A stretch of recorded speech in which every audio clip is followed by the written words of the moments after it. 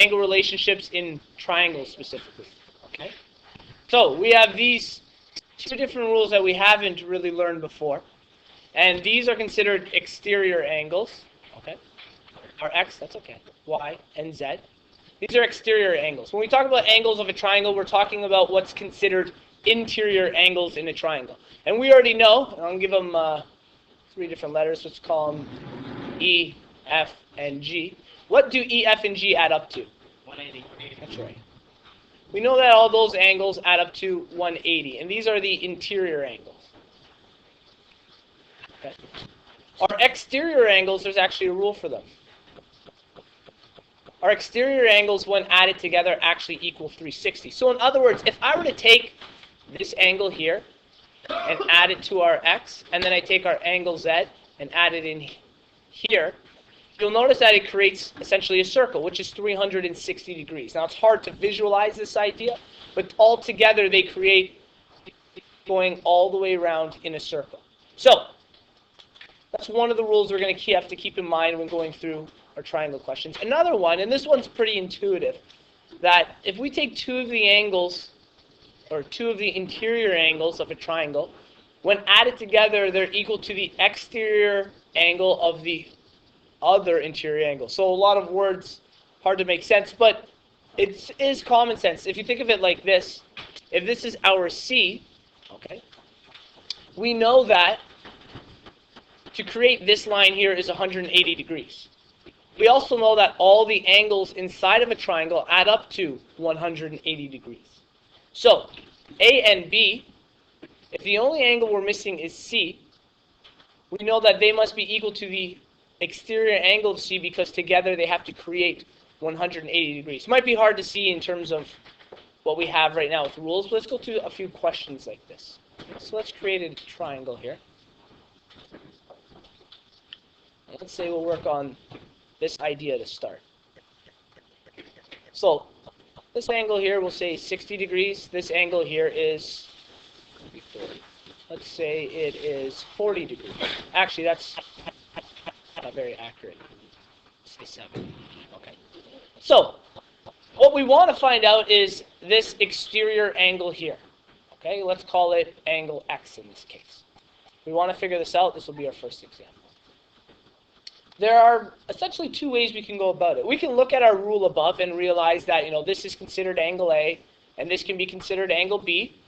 So together they're equal to our angle X. So we'll take this rule from above, where we know that, and we'll name these angles. This will be A, B. That's angle X, and I'll call this C. So this is angle C inside here. We know that in this case, angle A plus angle B is equal to our exterior angle X. Okay, that's from the rule above, and we'll make sense of it in a second. So in other words, 60 degrees plus 70 degrees is equal to our angle X, which means we have 130 degrees. So our exterior angle X is 130 degrees.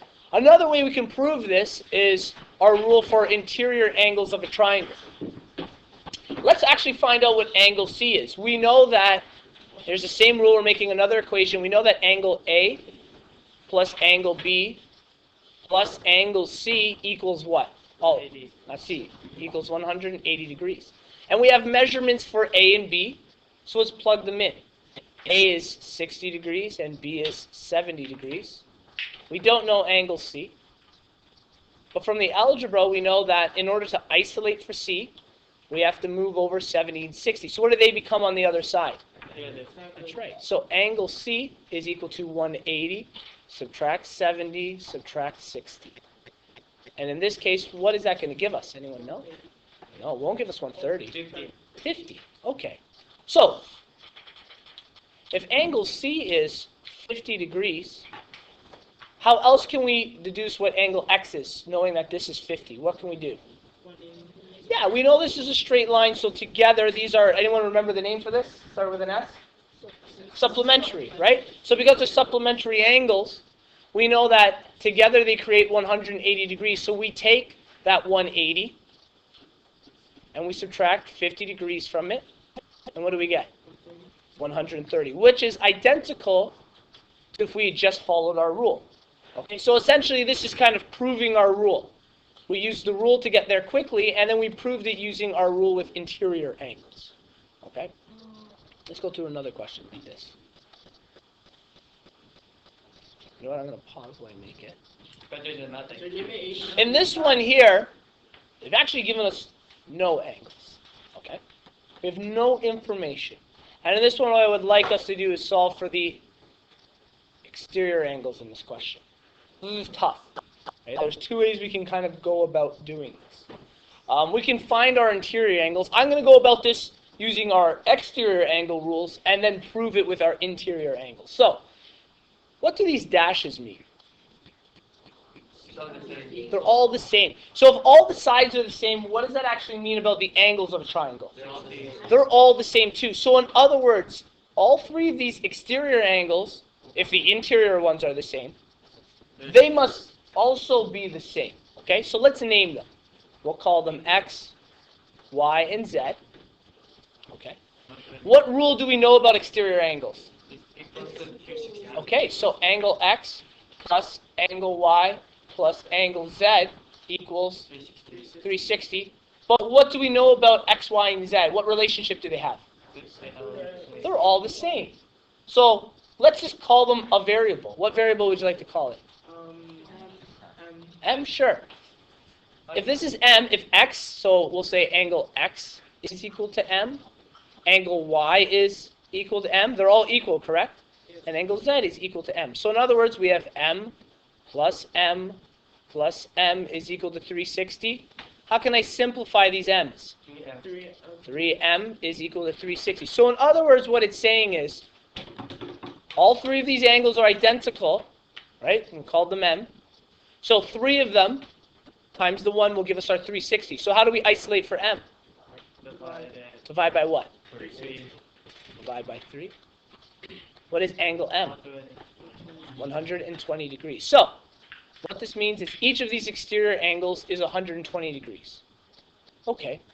We've used our rule to do that. Let's use interior angles to prove this idea.